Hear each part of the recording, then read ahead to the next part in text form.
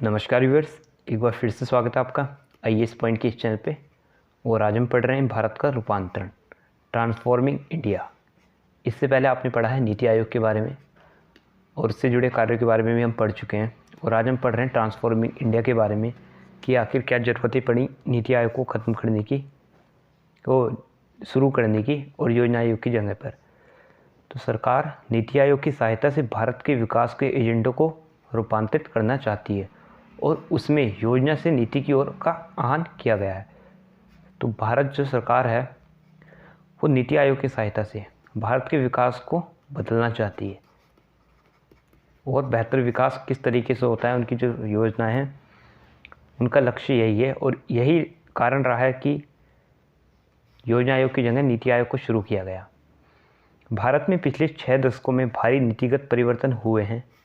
राजनीतिक, आर्थिक, सामाजिक, प्रौद्योगिक तथा जनसांख्यिक रूप से इन सब में ही नीतिगत परिवर्तन हुए हैं।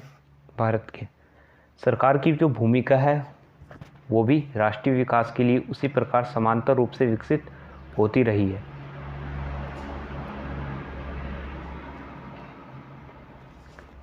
बदलते समय के साथ समायोजन के लिए सरकार ने नीति आयोग को भारत के लोगों की ज़रूरतें एवं आकांक्षाओं की पूर्ति के साधन के रूप में स्थापित किया है। तो जो बदलता भारत है, देखिए क्या होता है। अब 1947 का जो दौर था, जब आज़ाद हम हुए थे, तो उस वक्त जो स्थिति थी वो अलग थी। उसके बाद भारत की जनसंख्या में भी इजाफा होता है, जो संसाधन है वो भी कम होते गए। तो जो इनकी जो ज़रूरत हैं और आकांक्षाएँ हैं, इनकी पूर्ति के लिए साधन के रूप में स्थापित किया गया है नीति आयोग को, ताकि ये इनकी पूर्तियाँ कर सके।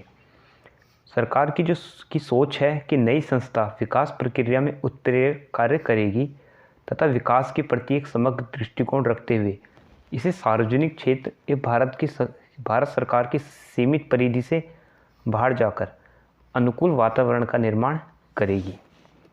इसके साधन होंगे ये सब कार्य करने के लिए अनुकूल वातावरण का निर्माण करेगी।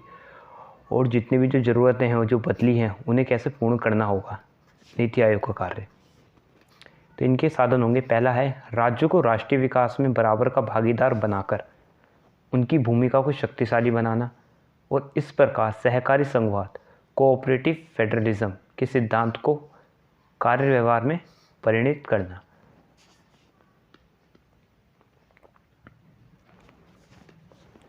दूसरा है आंतरिक एवं बाह्य संसाधनों का एक ज्ञान केंद्र बनाना, जहाँ की सुशासन इस सर्वोत्तम प्रचलनों की एक मंजूसा स्थापित रहे। साथ ही एक थिंक टैंक के रूप में जो सरकार के सभी स्तरों पर अपनी रणनीतिक विशेषता उपलब्ध कराए। यहाँ पे एक थिंक टैंक होगा। थिंक टैंक का मतलब यहाँ पे ये होता है कि एक ऐसी ऑर्गेनाइजेशन जो राष्ट्र के प्रति या राष्ट्र के हित में सोचने का काम करे। जो आपकी जो विकास की जो योजनाएँ होंगी वो सही हैं, गलत हैं, अगर जो योजनाएं लागू होने के बाद अगर उनमें कुछ कमी आ रही है, वो सही से कार्यरत नहीं है, तो क्यों नहीं है। तो एक थिंक टैंक काम करता था, जिसे एक ऑर्गेनाइजेशन, तो इसे थिंक टैंक कहा गया है। तीसरा है यहाँ पे एक ऐसा सहयोगी मंच जहाँ की अनुश्रवण प्रगति, अंतरों को पाटने तथा केंद्र एवं राज्य के विभिन्न मंत्रालयों को विकास लक्ष्यों को प्राप्त करने के संयुक्त उद्यम में एक जगह लाकर कार्यान्वयन के लिए एक सहयोगी के मंच के रूप में कार्य करें। यहाँ पे है बदलते भारत की रूपरेखा, चेंजिंग कंटिन्यूअस ऑफ इंडिया। अब हम यहाँ पे बदलते भारत की रूपरेखा को देखेंगे कि भारत समय के साथ कैसे बदलता गया। सरकार यह मानती है कि योजना आयोग ने भारत की अच्छी सेवा की है। जो आपका प्लानिंग कमीशन पहले आता है, तो गवर्नमेंट यह मानती है कि जो प्लानिंग कमीशन है उसने अच्छा काम किया है, ऐसा नहीं है उसने बेकार काम किया है। लेकिन पिछले 65 वर्षों में भारत नाटकीय रूप से बदला है, वह भी अनेक स्तरों पर और पैमानों पर। इन परिवर्तनकारी शक्तियों ने भारत की शक्ल बदल दी है और विशेषकर यहाँ 5 क्षेत्रों, यह जो है 5 क्षेत्रों में हुआ है, जैसा कि सरकारी दस्तावेजों से स्पष्ट होता है। जो सरकारी दस्तावेज है उनसे भी यही स्पष्ट होता है कि भारत की शक्ल बदल दी गई है। ये 5 स्तरों पर होता है। पहला आपका जनसांख्यिकीय परिवर्तन 1947 और आज चल रहा है आपका 2022। तो इसकी जनसंख्या और इसकी जनसंख्या में आप डिफरेंट देख सकते हैं कितना हुआ है। तो ये चेंज आया है। एक तो भारत की जनसंख्या तिगुनी बढ़कर 121 करोड़ तक पहुंच गई है। इसके अंदर शहरी जनसंख्या में जुड़ी 30 करोड़ की आबादी भी शामिल है। इसके साथ ही 35 वर्ष से कम उम्र के 55 करोड़ युवा जनसंख्या के हिस्सा बने हैं। विकास, साक्षरता इस संचार के बढ़ते स्तर के साथ लोगों की आकांक्षाएं का मतलब जो इच्छाएं होती हैं, अभाव व अस्तित्व के स्तरों से आगे बढ़ के सुरक्षावादी से इस तक जा पहुंची है। आज का भारत बिल्कुल बदला हुआ भारत है और भारत की शासन व्यवस्था को इस बदले हुए भारत की ज़रूरतों के अनुरूप बदलना है। जो आज का जो भारत है बिल्कुल बदला हुआ है और भारत की जो शासन व्यवस्था है उसे ही बदलते भारत के साथ बदलना है। दूसरा है आर्थिक परिवर्तन, इकोनॉमिक शिफ्ट। भारत की अर्थव्यवस्था में भारी बदलाव आया है। इसका 100 गुना विस्तार हुआ है। जो आपका सकल घरेलू उत्पाद है, जीडीपी, ग्रॉस डोमेस्टिक प्रोडक्ट, हजार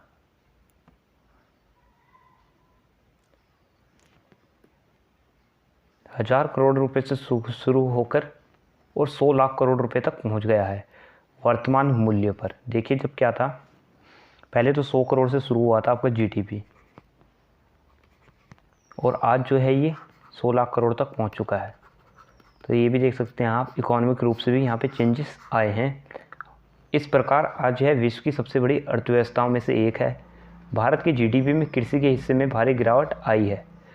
पहले क्या था, जब 1947 का जो दौर था उसमें काफ़ी जो लोग थे वो एग्रीकल्चर पर डिपेंडेंट थे, आपके कृषि पर, और भारत की जनसंख्या का जो पार्ट था वो काफ़ी हद तक इस पर निर्भर करता था और इसका योगदान जीडीपी में बहुत होता था। लेकिन ये प्रतिशत यहाँ पे घट चुका है, बहुत ज़्यादा इसमें गिरावट देखी जाती है। 50% से गिर के 15%। पहली योजना की 2400 करोड़ रुपए के योजना आकार से बढ़कर आज 12वीं योजनाकार 23 लाख करोड़ रुपए का हो चुका है। अब ये भी देख सकते हैं, जो पहली योजना थी उसका जो बजट था 2400 करोड़ और आज की जो योजना है आपकी देख सकते हैं 12वीं जो योजना है उसका है 43 लाख करोड़ रुपए।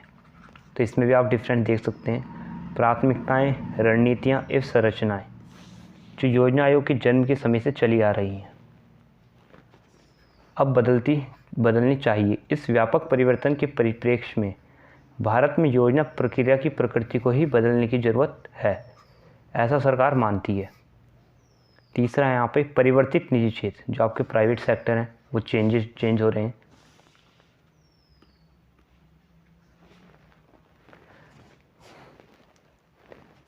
भारतीय अर्थव्यवस्था की प्रकृति तथा इसमें सरकार की भूमिका में भारी परिवर्तन आया है। लगातार खुलती तथा उदारीकृत होती अर्थव्यवस्था में निजी क्षेत्र की आज एक अत्यंत जीवन और गतिशील भूमिका है। जो आपका प्राइवेट सेक्टर है उसकी बहुत ही ज़्यादा ज़रूरत है आपका किसी भी इकोनॉमी में। निजी क्षेत्र मात्र अंतर्राष्ट्रीय व्यापार के मुहाने पर ही नहीं बल्कि वैश्विक पैमाने और पहुंच के साथ अपनी सार्थक भूमिका निभा रहा है। यह बदला हुआ आर्थिक परिदृश्य प्रशासनिक बदलाव की जो मांग करता है, जिसमें सरकार की भूमिका आदेश एवं नियंत्रण, पारिस्थितिक प्रणाली में संसाधनों के आवंटन से बढ़कर एक बाजार पारिस्थितिक प्रणाली की निवेशित, समर्थित एवं नियमित करने की होनी चाहिए। राष्ट्रीय विकास को अब सार्वजनिक क्षेत्र से पर देखने की जरूरत है। सरकार को पहले प्रायोजक एवं अंतिम आश्रय तथा अर्थव्यवस्था के बड़े खिलाड़ी की अपनी भूमिका में परिवर्तन करके एक समर्थकारी वातावरण का पोषण करने वाले उत्प्रेरक की भूमिका में आना चाहिए, जहाँ की छोटे छोटे उद्यमियों से लेकर बड़ी बड़ी कंपनियों को उद्यमशीलता परवान चढ़े। इससे एक महत्वपूर्ण बात ये होगी कि जो सरकार है वो जन कल्याण के क्षेत्र जैसे आपका खाद्य हो गया, पोषण हो गया, स्वास्थ्य हो गया, शिक्षा हो गया तथा आजीविका होगी, इन पर आदि पर अपने बहुमूल्य संसाधनों को अधिक खर्च कर सकेगी। चौथा आता है यहाँ पे भूमंडलीकरण की शक्तियाँ। Force of globalisation. हाल ही के दशकों में बहुत हद तक दुनिया भी एक विश्वग्राम के रूप में विकसित हुई है। विभिन्न देश और समाज आपस में आधुनिक परिवहन, संचार, जनमाध्यम तथा अंतर्राष्ट्रीय बाजारों इस संस्थाओं के अंतर्जाल के माध्यम से जुड़े हुए हैं। ऐसे वातावरण में भारत की आर्थिक क्रियाएं वैश्विक गतिशीलता को बढ़ाती हैं। साथ ही हमारी जो अर्थव्यवस्था है वह भी सुदूर घट रही घटनाओं से प्रभावित हुए बिना नहीं रहती। इसलिए सरकार के कामकाज को जोड़कर आर्थिक नीति की रूपरेखा में विश्व आर्थिक प्रणाली से हमारे जुड़ाव की वास्तविकता को शामिल करना चाहिए। पांचवा है हमारा राज्यों की भूमिका, रोल ऑफ द स्टेट। भारतीय राज्यों का विकास केंद्र के उपांगों से शुरू होकर राष्ट्रीय विकास के वास्तविक चालकों के रूप में हुआ है। इसलिए राज्यों का विकास राष्ट्रीय लक्ष्य होना चाहिए। जो आपका स्टेट है उसका जो डेवलपमेंट है वो राष्ट्रीय लक्ष्य होना चाहिए, ठीक है, क्योंकि राज्यों के विकास में ही देश की प्रगति है। इसी कारण केंद्रीकृत योजना में सबके प्रति समान व्यवहार दृष्टिकोण स्वाभाविक रूप से अंतर्दृष्टि रहता है, लेकिन अब यह व्यवहारिक नहीं रह गया है। राज्यों को भी सुनना जाना जरूरी है और उन्हें भी कार्यान्वयन के लिए पर्याप्त लचीलापन प्रदान किया जाना चाहिए। डॉक्टर भीमराव अंबेडकर के कथन में जहां केंद्रीय नियंत्रण तथा एक रूपता अनिवार्य ना हो या अव्यवहार्य हो, वहां सत्ता का जो केंद्रीकरण है अनुचित है। इस प्रकार जहां भारत की रणनीतियाँ वैश्विक अनुभवों तथा राष्ट्रीय सहक्रिया से उपजे और विकसित हों, वहीं वे स्थानीय जरूरतों या अवसरों के अनुरूप ढले, यह देखना होगा। छठा देखते हैं हम प्रौद्योगिकी परिप्रेक्ष्य, टेक्नोलॉजी पैराडिग्म। प्रौद्योगिकी प्रकृति तथा सूचना प्रसार ने भारत की सृजनशील ऊर्जा के लिए द्वार खोल दिया है। इसमें हमारे जो वैविध्यपूर्ण क्षेत्रों तथा पारिस्थितिकी प्रणालियों का एक राष्ट्रीय अर्थव्यवस्था तथा समाज में विन्यस्त कर दिया है और इससे समन्वय एवं सहकार का मार्ग प्रशस्त हुआ है। प्रौद्योगिकी की भूमिका पारदर्शिता लाने एक कार्यकुशलता बढ़ाने में भी है। जो आपकी टेक्नोलॉजी है इसका जो रोल रहा है वो एक तो ट्रांसपेरेंसी लाने में हुआ है और जो आपकी स्किल है उसको भी डेवलप करने में हुआ है। कैसे हुआ है आप ऐसे समझ सकते हैं कि जब भारत आज़ाद हुआ था, जब भारत आज से 50 साल पहले आप ये देखिए कि मोबाइल का जो यूज़ है, इंटरनेट का यूज़ कैसे होता था, ठीक है, और आज कितनी टेक्नोलॉजी कितनी फास्ट हो चुकी है। आप चुनाव प्रचार देख सकते हैं कि पहले जो चुनाव वोटिंग जो है वो कैसे होती थी और उसमें इतना पर्चियों से होती, तो उसमें इतना भरोसा नहीं होता था राजनीतिक पार्टी द्वारा।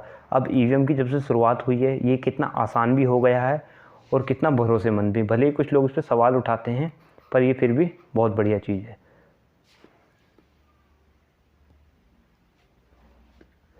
इस प्रकार यह जरूरी है कि भारत की जो प्रौद्योगिकी भारत की नीति एवं शासन प्रणाली में केंद्रस्थ रहे।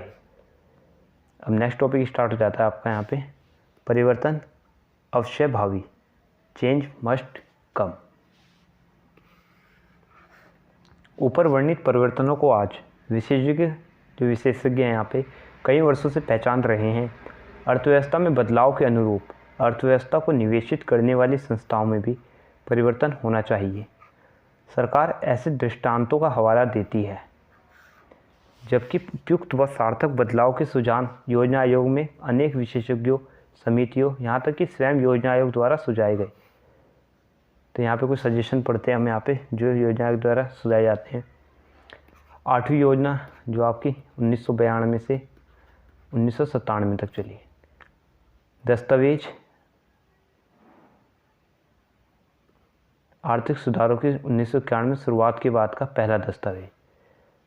1992 से 1997 ये जो दस्तावेज था, ये जो आपके इकोनॉमिक रिफॉर्म होते हैं, आर्थिक सुधार, इसके बाद का पहला दस्तावेज था। इसमें स्पष्ट रूप से कहा गया कि क्योंकि सरकार की जो भूमिका है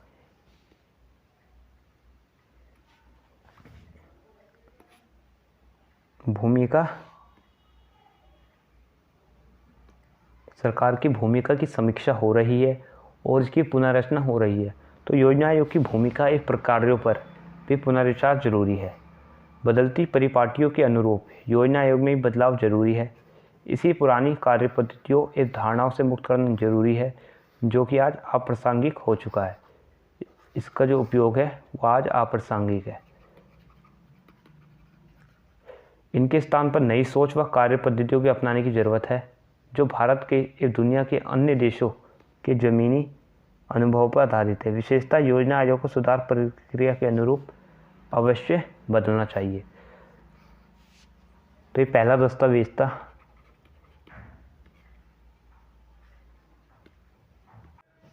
दूसरा देखते हैं हम। 15वीं लोकसभा की स्थायी वित्त समिति ने अनुदान मांग पर 35वीं रिपोर्ट में यह कहा कि योजना आयोग को पैदा होती सामाजिक वास्तविकताओं के अनुरूप अपना आप को ढालना है। नियोजन प्रक्रिया को आर्थिक सुधारों एवं परिणामों के साथ जोड़ने के लिए खुद को अधिक प्रासंगिक एवं प्रभावकारी बनाना है।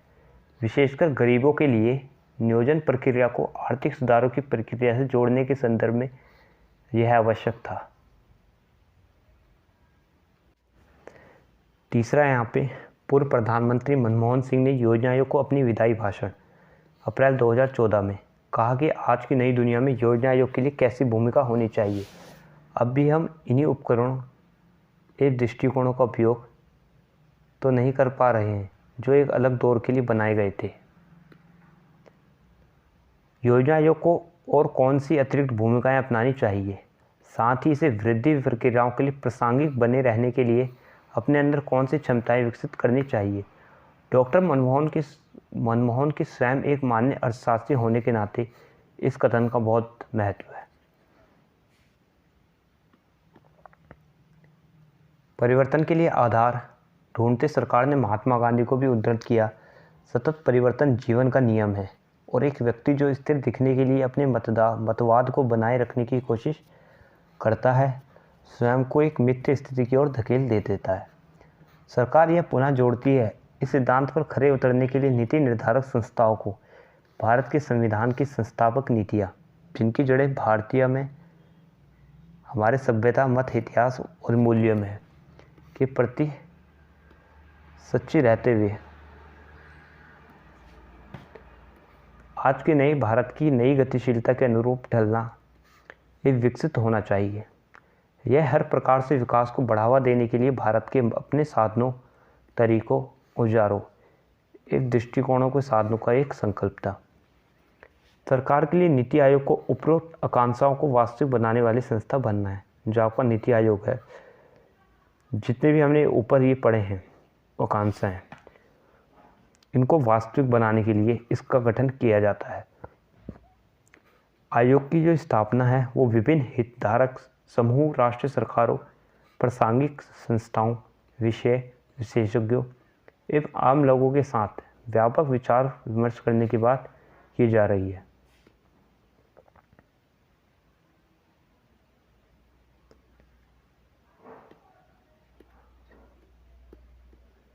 तो ये हमने अभी इसमें पढ़ लिया। आगे हम पढ़ेंगे नीति आयोग के क्या कार्य होते हैं, फंक्शन ऑफ नीति आयोग। तो अभी हमने नीति आयोग के बारे में पढ़ा कि इसकी ज़रूरत क्यों पड़ी, ठीक है, और आगे हम इसके कार्य पढ़ेंगे। तो आज के लिए इतना ही काफ़ी है। अगर आपको यह वीडियो अच्छा लगा हो तो इसे लाइक कीजिए, दोस्तों के साथ शेयर कीजिए, और चैनल को सब्सक्राइब नहीं किया तो इसे सब्सक्राइब कीजिए। जल्दी मिलते एक नई वीडियो के साथ। Thank you.